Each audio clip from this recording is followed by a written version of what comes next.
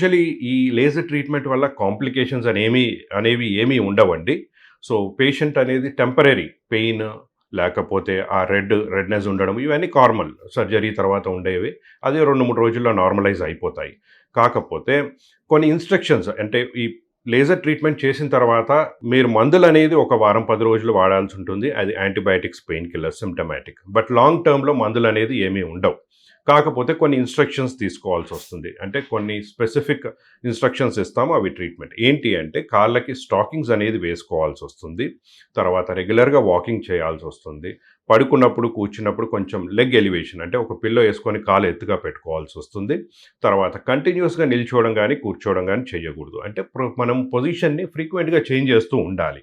అలానే ఒకే పద్ధతిలో నిల్చోవడమే కానీ, కూర్చొని ఉండడమే గానీ చేయకూడదు. ఒక హాఫ్ అన్ అవర్, 45 మినిట్స్‌కి ఈ పొజిషన్ అనేది చేంజ్ చేయడం వల్ల మనకు సర్క్యులేషన్ అనేది ఇంప్రూవ్ అవుతుంది. అండ్ కాళ్ళలో గట్టిదనం వస్తుంది. తర్వాత మళ్ళీ ప్రాబ్లమ్ అనేది ఉండదు.